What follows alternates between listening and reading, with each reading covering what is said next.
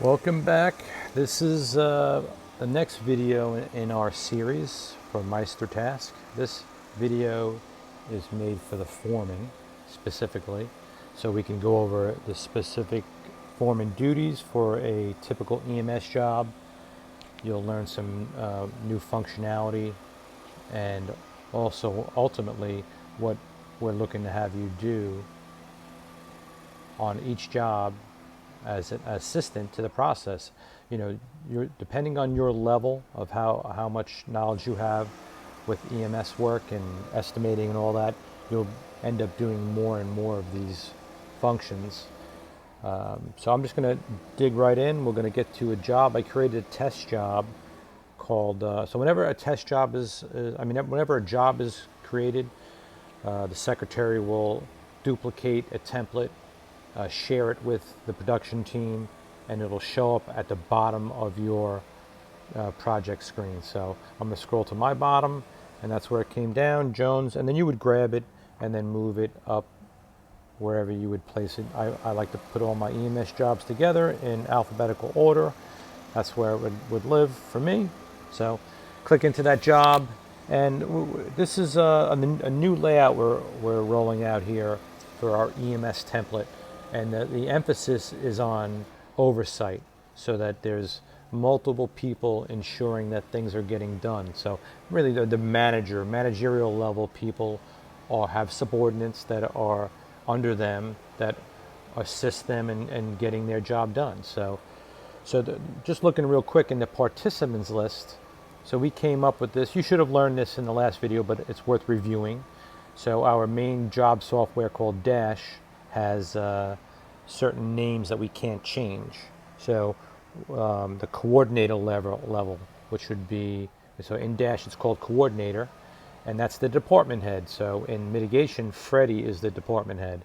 The next level down is supervisor. So supervisor is a subordinate of the coordinator. The supervisor level, we also call them project managers, but for Meister tasks, we're going to call them supervisors, and that's currently Dan, Lou, and Vinny. So those are the guys that have a lot of experience. They understand our system very well, and they can manage subordinates to execute our system. So below the supervisor level, will be a bunch of foremen. So currently, that's typically our water tech, probably the guy driving the truck. So currently in our company, True Restorations, we have Lewis, Elias, Lou, and Dan might be, So Lou Rod he might be a foreman on one job, and he might be a supervisor on a different job. So the foreman has certain duties, and they have to execute them. It doesn't matter who's doing them; they got to do them thoroughly and in a timely manner. And that's kind of what this new theme is to ensure that guys are using our system, doing it in a timely manner, and then also ensure that our managers are looking after that process, pointing out things that aren't getting done right, educating and teaching and grooming the staff. So this is a part of our new EMS template. So I'm just going to go through real quick the main columns here. So job flow chart. This is basically all the people that would be involved in the oversight to make bring this job through to completion. Next column is task needing attention. So that's something that it could be a task that, say the secretary is working on, like collecting money. She might convert a task, one of these checklist items, to a task. So send the referral source 2 movie tickets. So, she might move that over to, I'm not going to show you how to do it, but just so you understand what that column's for. And if there's something that needs attention on a job, the higher level managers within the EMS should be aware that something's going on, just to keep an eye on it.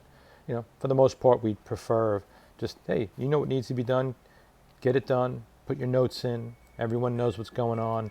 You don't need to necessarily consult a manager for every little thing. It's just something that, hey, I couldn't complete today, I want to give myself a reminder tomorrow. So anyway, this is really where, moving on down, you got the third column. It's called in progress. That's what you're going to be living as the foreman. but I'm going to show you the other columns. Done. This is the column the foreman's going to use when he's done with certain duties. He's going to slide his list over here, and it's going to mark it as complete. There'll be another automation that sends an auto email to the, I didn't set it up yet, but it'll send it to the supervisor. So Dan get the note that his higher level foreman, who handles a lot of duties for him, who's basically running that job as a quasi manager, completed his job, and that's a way for him to remotely notify you. He doesn't have to, you don't even have to call him. It'll send that email to him that the job is done. And that'll kick off the supervisor's compliance to check to make sure it was done right. And then this is another column here called in compliance. So the supervisor, the coordinator level, so Freddie for EMS, he's looking over the whole thing. If there's any red flags that something wasn't done right or not in a timely manner, or say everything was done right, everything was done right, he's alerted that everything's looking good. So so back over here, Dan, let me pull you back. Dan's list in the coordinator level, he would grab his list that's complete and he would slide that over, hold that and slide that over and drop it into in compliance. Dan's evaluation said, hey, everything was done great by his subordinates. It's in compliance. Nothing for Freddie to look at. Great. Fred's notified that his subordinates are all kicking ass, taking care of business. Now this, if it didn't get done right, it could be something, a task didn't get done in a timely manner, or anything that would be a potential little minor or even moderately, moderate level or severe level, issue should be alerted to your superiors, and they got to look into, mainly to just re-educate everybody. Hey, this went wrong. Are we all in agreement that we got to fine tune this and do it better? So that's what that column's for, just to identify when things don't go right. It's mainly a teaching tool, not necessarily being used as a punitive tool. Unless there's a history. There's a history of the same guy making the same mistakes. Then that's what this is about. We're trying to identify the weak spots, make them stronger, and then, as we've done in the past, we sometimes have to let people go. They just can't seem to get it done. So, especially as it ties into our bonus system and schedule, that kind of stuff. Like, we don't want to be paying bonuses to people who aren't getting their job done right. I'd rather save that money for the guys that are, and so I could give them more. Or we can give them more. Excuse me. So that's what that column's about. And then this one is the big one, owner review. It's going to be Frank. Frank is an owner of the company, and he does our project analysis. Hey, are we making money? Are we hitting the marks? Hey, this thing went really well. Why did it go so well? Let's identify that and give that guy an attaboy. So that's what that owner review is about, just to make sure that we're operating efficiently. Frank, needs to identify relatively quickly if things aren't going right. Maybe we're not. Why didn't we hit that mark? And then maybe it's an estimating issue. So he's doing that kind of analysis, and that's where. So this was when the supervisor, the coordinator level, Freddie, would drop his folder in here. Hey, Frank, the job is ready for your review.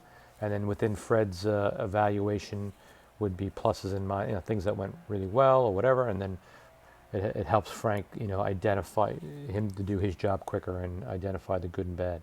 So that's what that's all about. Let's get back to in progress. I just wanted you, the foreman, to understand the new layout. And this is helping us scale down Dash. So within Dash, we have a lot of compliance tasks. We're looking to scale that back, maybe even eliminate most of them, if not all of them. I think we'll still have a bunch of compliance tasks in Dash, but anything that's job level compliance, getting stuff done in the field, that's what this whole column's about. And you as the foreman, you got to know this thing inside out and backwards.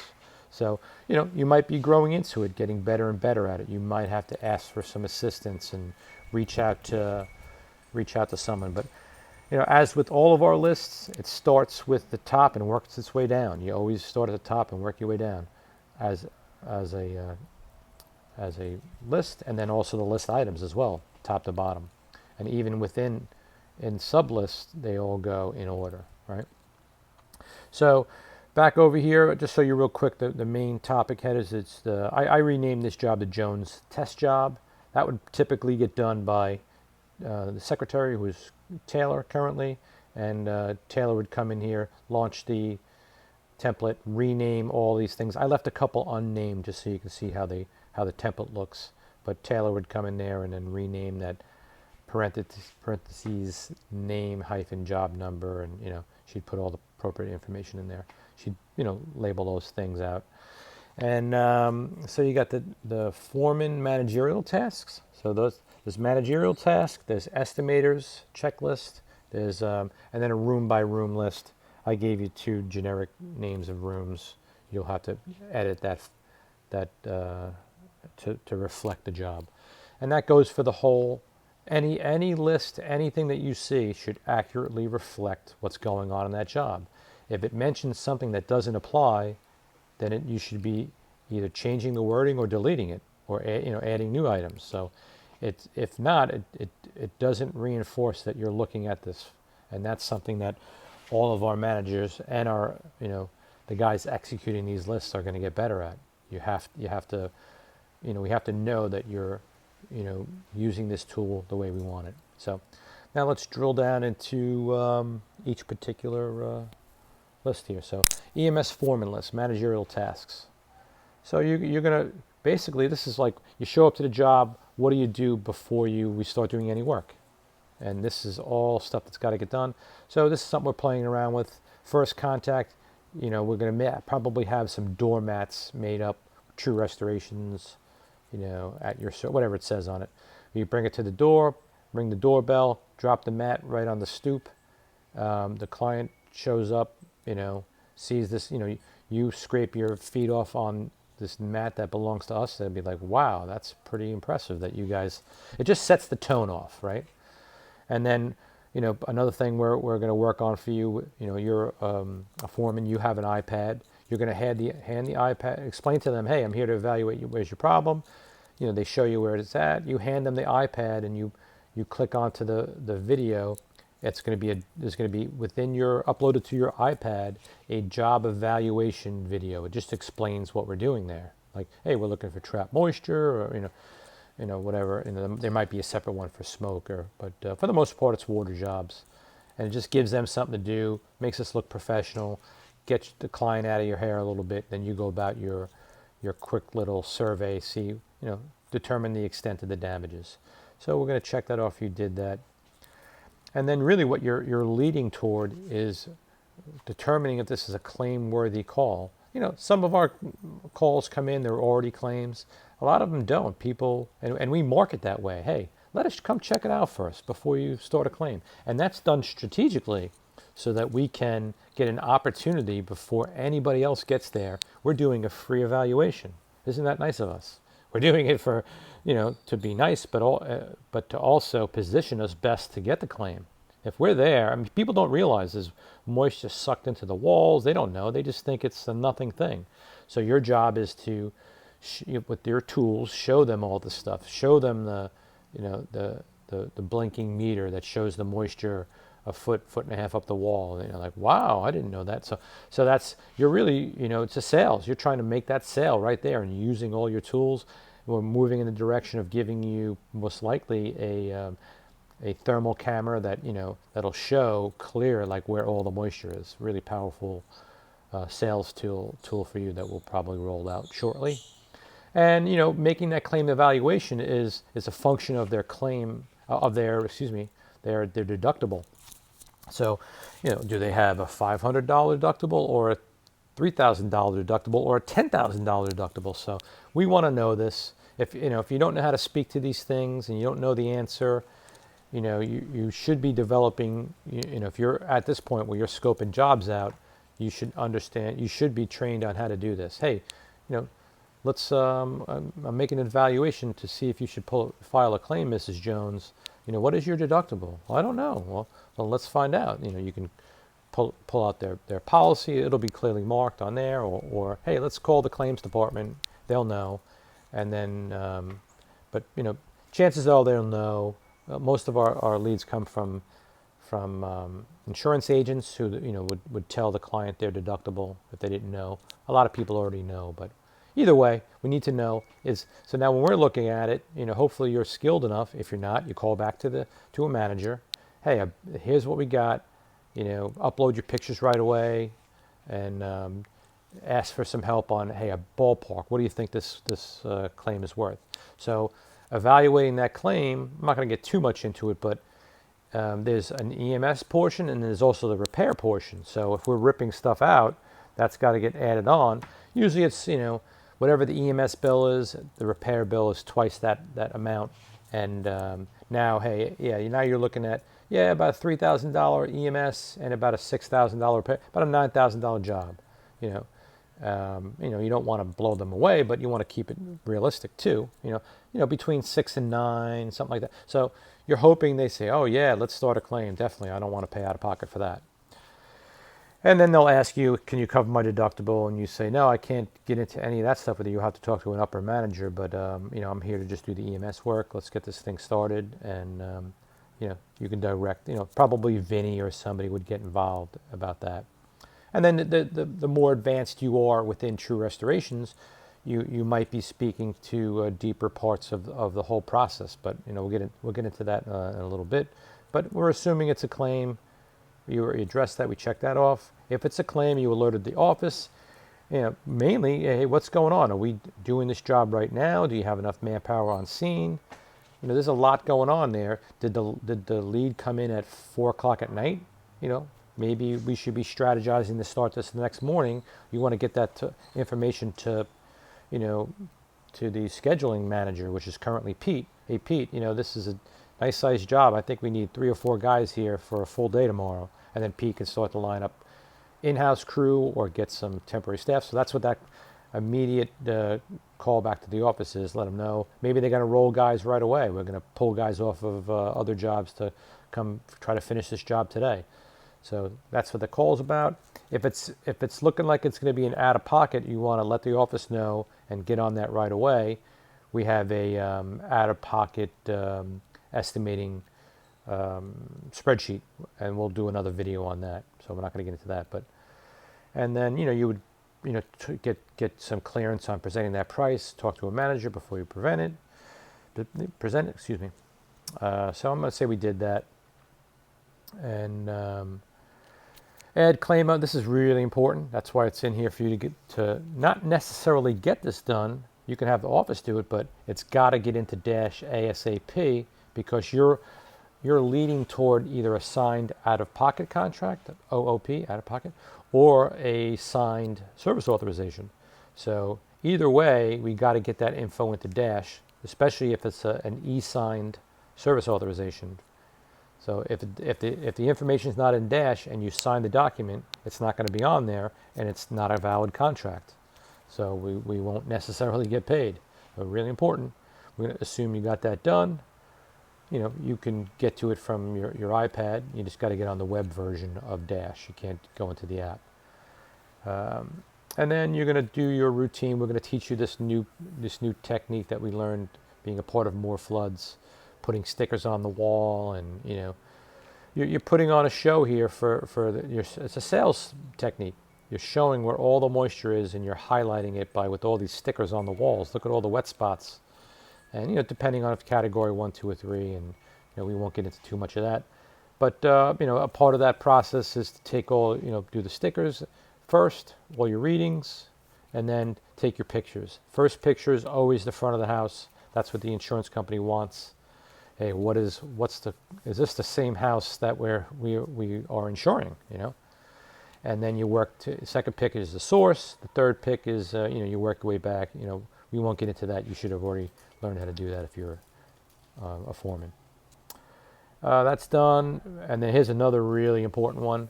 That's why it's in your initial thing before you start any work, is put in a thorough initial post-inspection note. And this is done ASAP, so that and you're going to CC that note, right? You should know how to do that. Add participants to that note, whatever it's called, I forget, but you're carbon copying certain people on that note. The marketing rep is critical, the supervisor and the coordinator. So whoever they are within Dash will get an email alert. They'll also see, if they're good managers, they should be reading job notes. They'll get that job note at the end of the day when they read it. But either way, it's like a double check to make sure that they're notified, but mainly the marketing rep. The marketing rep has duties on their own to reach out to the referral source and thank them, and all sorts of stuff like that. So that job note, the marketing rep has no clue. They don't really have access to, all the nuances of what we're doing here. They don't have Meister task, but they rely on Dash. They have full access to Dash, so that's why we want a really good note. So, and then of course, before you do anything else, you got to get us a contract, a signed service authorization, signed direction of payment, a right to choose form, and you can get them all e-signed on Dash as long as the information's in there. So the critical information, right? Who is the party that's insured? The person.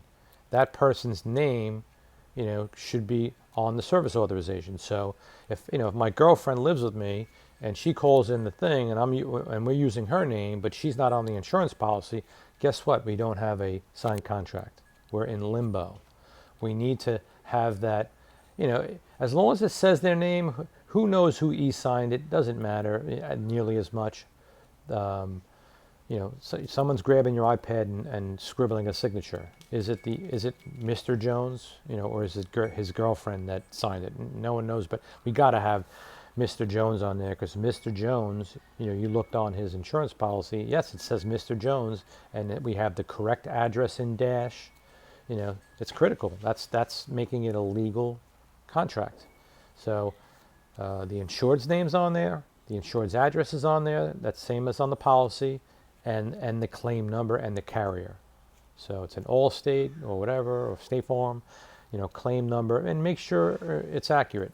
Double check that. That's critical, all critical information. That's why we use digital documents, that you can clearly read them. If it's not accurate, it's not a legal document, there's a chance we don't get paid.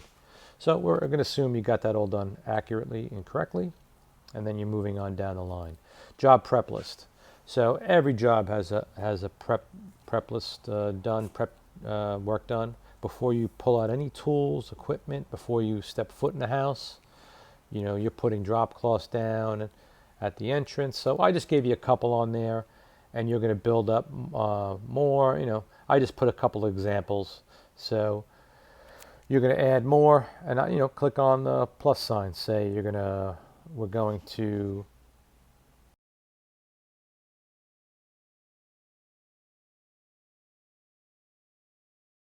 That's part of our normal process, right? So really, you would, so you would do it pretty much in this order, right?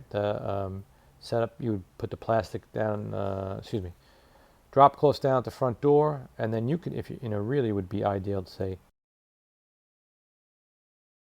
So it goes without saying, we should be documenting everything. So if you do something, there's probably a line item within Xactimate, our estimating software, that the insurance company agrees to pay if it's applicable. So, they can't really speak enough to that this whole endeavor here is to use the maximum amount of line items that directly apply to the job. So, and then document them with a picture. If we just say we did it and we can't prove it, oftentimes we get called out on it and we have to delete those estimate items and we lose money. What a shame. So, put 1 mil plastic over the top of living room furniture. So, if you just say put plastic over it, they're going to, maybe your worker's going to put 6 mil, which is not only a waste of money, but we need 6 mil for certain things. And if we don't have it on the truck because we wasted it covering plastic, it's silly. So that's the kind of, the granular level we're looking to get with this detail within these list items. You really, dumb it down. It's sad to say, but you really have to. And then, build out your whole list. And this list should be in order. Like say that, you built this list out and then you forgot, oh wow, this was really more important to put this, before that. That's kind of how we build our lists. And it also shows your manager, right? So you're a foreman. It shows your supervisor that you're thinking this job through start to finish. Supervisor walks up and like reads your list and like, wait a minute, this is out of order. That should really be, and then he might reorder things. So yeah, definitely work on that, get better and better at that, and then you'll see that you're going to get a little nudge from your managers to make things more detailed, or hey, you could have broke that out differently, and it's a learning process. So we're going to assume that's built out thoroughly, and you're endeavoring as the foreman. If you're there on your own and no one else is coming, Dan's not coming as a coordinator, and you're trained to do this, you're expected to get this thing done. Don't start pulling equipment out just because you got the prep thing done. Get this thing all done. Tell your guy, hey, do this, do that. Give him 3 or 4 assignments so you got some time to get this thing built out.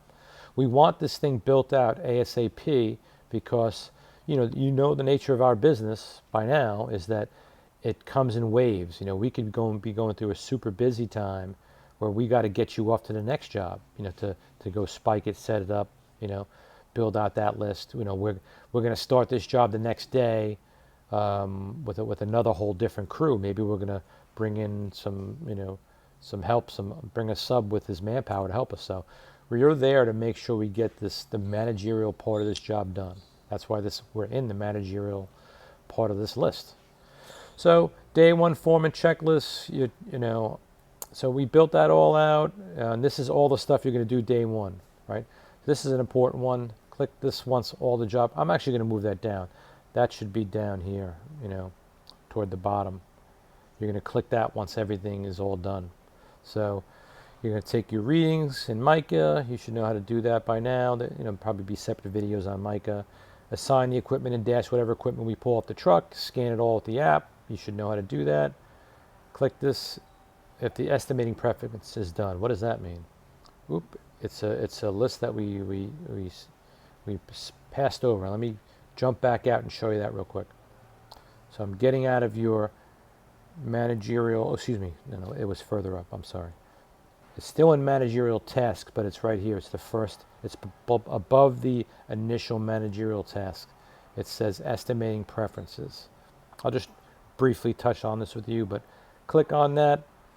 And you might not be trained at this level yet. Maybe you're a newer foreman. You're just kind of getting the groove here. But ultimately, a part of our initial presentation is trying to feel out the client. Are we just doing EMS for them? Or are we doing EMS and repairs? Or are we doing EMS and just reviewing their repair estimate? So we're moving in the direction. We're still not all the way there yet. You're going to be trained as a foreman, most likely, to be able to use Mica, the Mica software, to actually do almost all the estimating. You do a quick sketch. You'll drop in your equipment.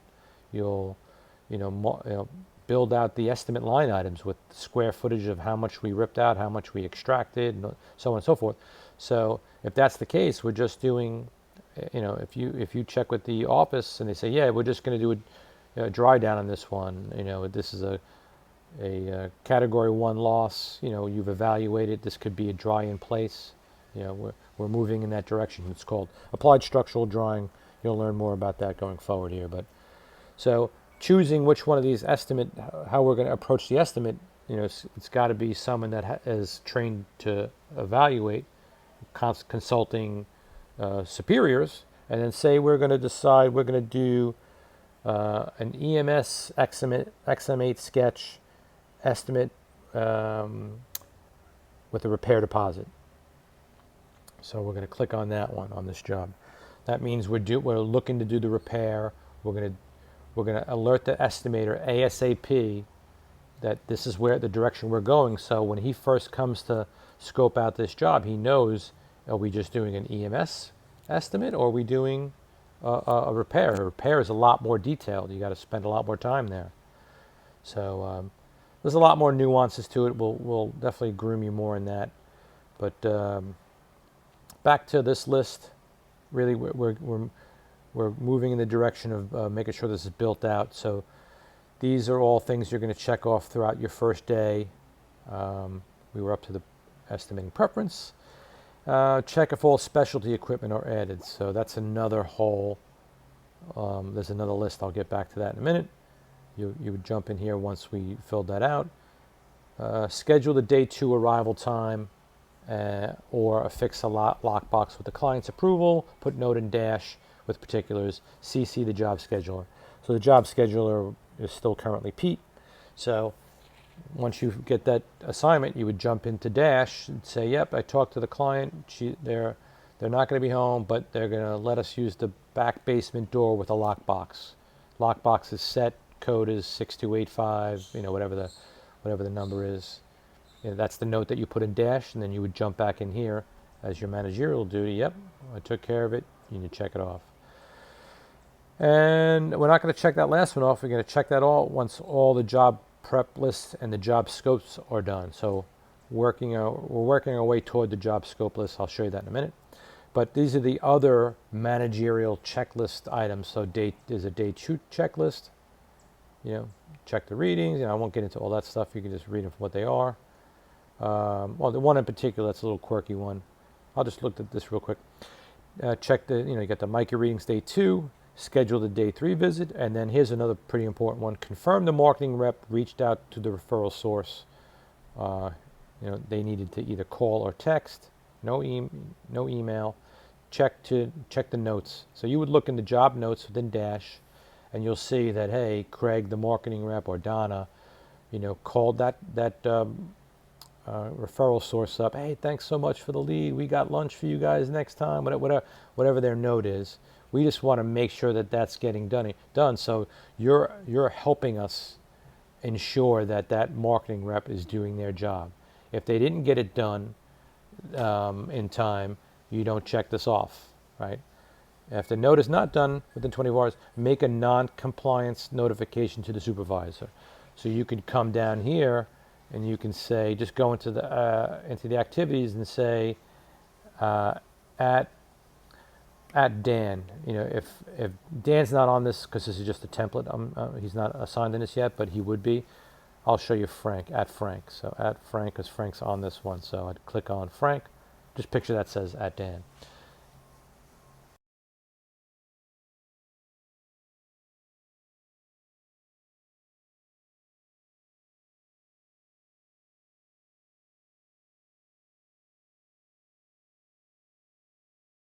Send, and I'm going to cancel it, but you click send, and then it would show up in here as an activity, a comment, and that would pop up on Dan's a notification, and he would be notified of that. And then Dan would be hopefully either alerting Taylor or reaching out to that marketing rep. Hey, you're not following the protocol here, and that's a non-compliance task. Someone didn't do their job right, and we want to know. If our marketing reps aren't doing their jobs right, you guys are going to help us identify that. So hope you appreciate why we do that. It's super critical to thank it's all about referrals, in case you haven't noticed. We got to do that well, and you guys are going to help us do that. So back into the so we were still in the managerial tasks, and working our way down to the day 2 checklist, day 3 checklist. I won't get into that, but you'll see, you can make sure all these things are getting done. And I guess we'll look at it real quick. I'm sorry this video is long, but it's really important that you know how to fully do this correctly, because you're going to be judged by your superior of non-compliance. So if things if jobs are getting done and these lists aren't checked off, then you're not doing your job right. Or if jobs are getting done, these things are being checked off and they don't apply, you're not doing your job right. So this list should accurately reflect the job for what we're doing and where we're at. So confirm that all the checklists are complete. So that means all those day 1, day 2 are complete. Confirm the certificate of completion has been signed. Yep, all the job is cleaned up. Check that off. And you're working your way through. So these are, on a managerial aspect, this list is not going to be completed until the job is completed, right? So we'll get into that in a minute. So that's the overview of that managerial thing. Now we'll go down to the next one, the estimator's checklist. So this might be you. It might be part you. Might be part, you know, an in-house estimator. It might be a part IA. You know, you got to make sure the IAs are getting this stuff done. You know, if they're doing estimating for it. They don't have access to Meister tasks, so we got to communicate these things to them. So I had done a previous video that didn't go through, so I had checked these all off. But you know, check your MICA drawing logs. You know, making sure we're billing out all the equipment. Read over the dash notes, extra drawing days, that kind of stuff. So you'll learn and read and know how to do these things. And then you'll see this. Here's a good one. Add specialty equipment, injector dryers, floor mats, blah blah blah. Right. And cross-reference any notes, and then DINA. And it says, delete if not applicable. So you know what? There was no specialty equipment in this job, so I know I'm not supposed to check it off. I'm going to delete this thing. So I just pulled it to the left, delete. Add specialty sub-invoices. You know, maybe there wasn't. We're going to lift that, you know, we're going to leave that in place because we didn't get to that yet. I'm going to add a specialty sub, so we're going to leave that there. So now we're coming down. Actually, excuse me. You would put that here. So let's say specialty equipment, specialty items, specialty subs. So that's back up in the estimator's checklist, right? So that's what, you know, you would have put that information down here. So as a foreman, right, you might not be doing the estimate, but you got to alert the estimator that, hey, you know, we got a specialty situation going on here. There's a specialty sub. So I actually did it the last video that I lost. We put a call into Imperial Stone to come remove the granite countertops in the kitchen. Note put into dash awaiting on arrival time. That was the note that you put into dash, and you just cut and pasted into here so that the estimator would know that. And we also ordered a 20-yard dumpster for this job. That's kind of we don't typically order jobs, so that's a specialty things that we did, right? Specialty equipment, there was something in there, you know, but you deleted it because it didn't apply, right? Just like you deleted it in the estimator's checklist. And this is another one for the estimator. Doesn't really apply to you, but it might. Check if the estimate is finalized, sent to the adjuster. That's more for the next level up. So if you were doing an estimate, you were doing the MICA only estimate, you're going to give that estimate to Fred or Dan. They're going to look it over, tweak it. You know, maybe you even want to learn what they're doing. Hey, what did I miss? Show me what I missed. Makes you a better foreman, right? And that's what we're asking our managers. Train your subordinates. Make them better. They're the managers of the future. So you gave the MICA thing to Fred, and then they sent it out to the adjuster. Just so you know what happens, the adjuster balks at certain things. Hey, I'm not paying you for this. Hey, minimize that entry, whatever they agree to. This little horse trading and haggling. You'll hopefully learn how to do that someday, and be that guy, and then that estimator would come in here and check those items off. So we're just going to check these off as if they're all done. Right, the job is complete. Right, and yeah, that's it. That's the estimator's checklist. Excuse me, I'm not leaving checked off anyway. All right, but you're really working. You're still on day one here. We had just finished calling the claim in, got everything signed up. You wrote out the. I just wanted you to be aware of the estimator's checklist as I was working my way down. But you wrote out the within the managerial task, the job prep list. You got guys working on that. Now you're working down to the room by room list. You're hopping in here, and I had already built these things out and checked them off. I'll just uncheck them. And you know, you're building out this list in this order kind of arrangement. So this gets done first. Move all the furniture.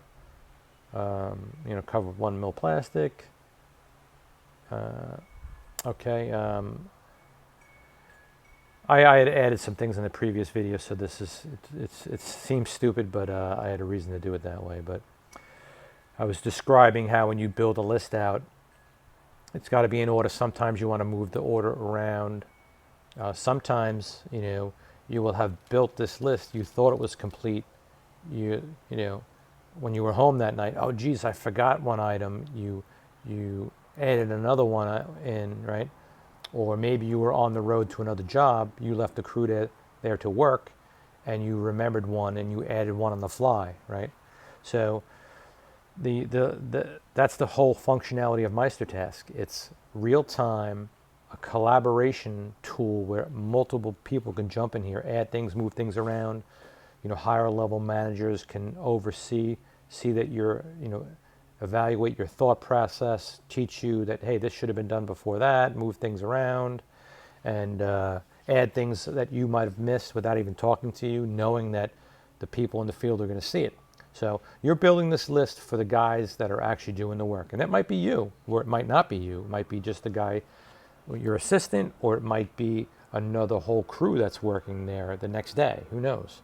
So really important that these lists are accurate, and we want this thing completed before you leave the job. So, hey, you did it. You built out the living room, right? We like to have them room by room. So the living room's done. Now I'm going to go to the next room. It's not the dining room. It's actually the kitchen. So you change the name. Yeah, there we go. Kitchen. It didn't talk to text correctly. And then you do the same thing. Build out your list. I had built it out the previous video, checked it all off. Same thing, you built it out. The job is all done. I got all the rooms done.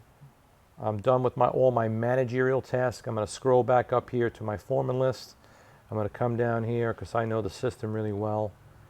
And I'm going to say, click this once all job prep list and job scope checks are complete. That's a really important one. Hey, did you really get it done, or did you, drive to the next job and you forgot? Not sure. We don't know. So now the next day, say you're not on this job. Say you got sick, or we had another job come in the morning. You went to that one, and the M2 is coming to this job. The manager comes onto this job site, and he looks and he sees that not checked off.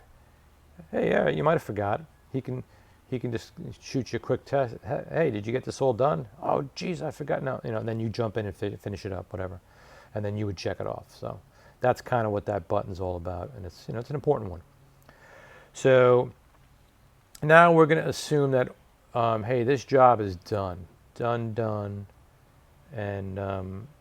we're going to say everybody was really good on this job, and everything got checked off in time, right? Done. Right? You had your crew working. Somebody else checked out day 2. They checked everything off. Awesome. Everybody checked it off. It was all good. And you're going to click done. And so 26 of 26 is done. 7 of 7 is done. 0 of 4, that one. Yep, that one was done. That's how you know if it was done. You look at those real quick. Yep, the kitchen, that was all done. So you as the foreman, you say, yep, this job is done, checked off. You're going to grab your foreman list and slide it over to in done, and then you're going to see it's going to auto complete. And then I'm going to build an automation into here that as soon as something's dropped into this folder, it's going to alert the supervisor. So the supervisor is, this should be up here. The supervisor is going to get an email that that job is done, right? Supervisor currently is Dan on most jobs. Dan's going to come in here and he's going to say, confirm the first 24-hour tasks are complete. Confirm the day 2 checklist. So he should really be checking these jobs all along, like, day 1, day 2, day 3. So he would have probably checked that off. The day 2 checklists are complete. He's spinning through all the jobs when he starts his day, and he's checking these things off as he goes through the jobs. Once the mitigation is complete, confirm job foreman is following systems timelines, and request a non-compliance report with irregularities. So we're still playing with exactly how we're going to do that. It could be within the template. We might create a non-compliance list. I think that's what we're probably going to do. as opposed to be a report. So it might be, there might be another column over there that says non-compliance. Like this is the managerial tasks, the job flow column, right? There might be another one that says, non-compliance tasks. Didn't build it out yet. So let's see, and then upload the non-compliance report. We might just change this around slightly, and then move this completed checklist once it's complete. So a part of this, guys, just so you understand what this supervisor is going to do, he's going to look in these checklists here and say, hey, let's see what they did over here. I see it's all checked off. He's going to look down in the activity, and this is the time log when things were done. If it shows that all the lists were checked off on day 3, then guess what? You as the foreman didn't follow your job, so you're going to get written up on not following the system.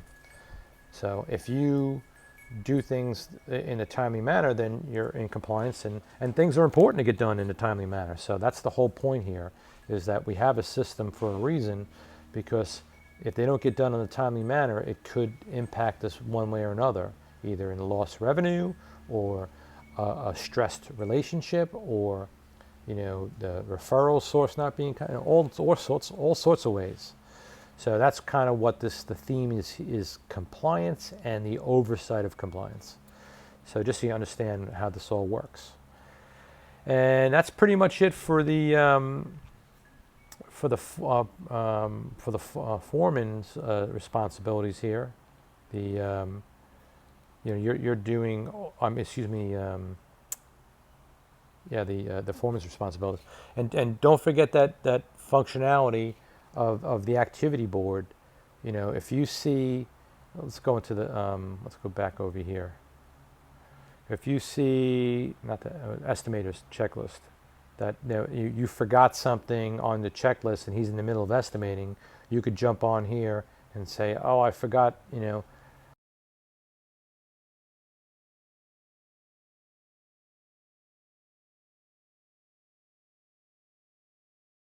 so you could send him that activity, and it would pop up as an alert for him on his phone, and that could really save him time. So that's just that. Don't forget that functionality.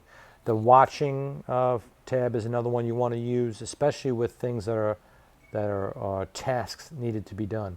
Let me show you real quick just one thing you might want to do.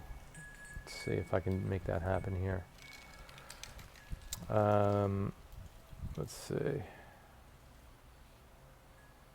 Yeah, I'm not going to do it in this video. You'll learn that, but it's a way to convert a list item into a task. It's something important that's got to get done, but we might be waiting on the client for something, or the client needs to clean out the rear room and alert us when they're done so we can go back there to finish. So let's try to duplicate that. That's kind of an important thing to do. It'll help us remember to get this thing done. So I'll put it right here. So the kitchen.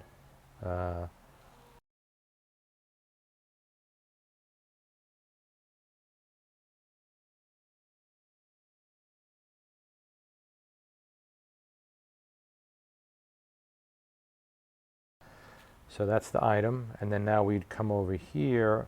It might not be able to be done within, I'm on the mobile phone. This might be only able to be done with, yeah, I think you got to be on the website version. There's a way to hit like 3 dots or something, and then convert that to a task.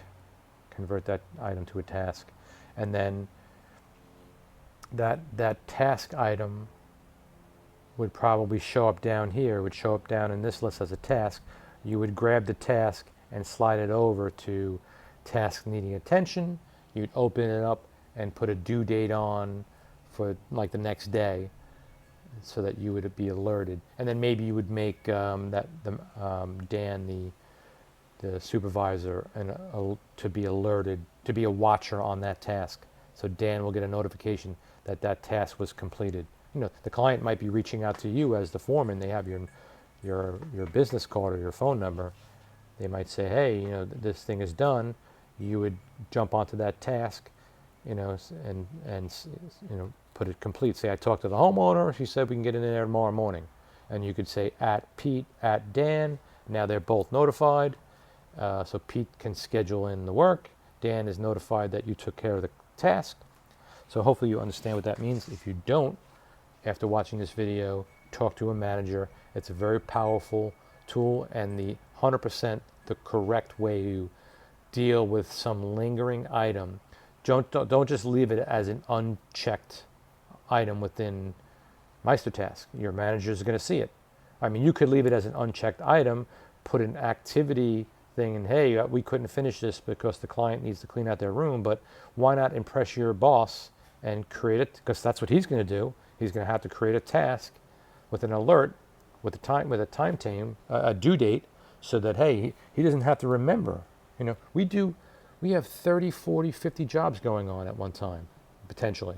You can't remember everything.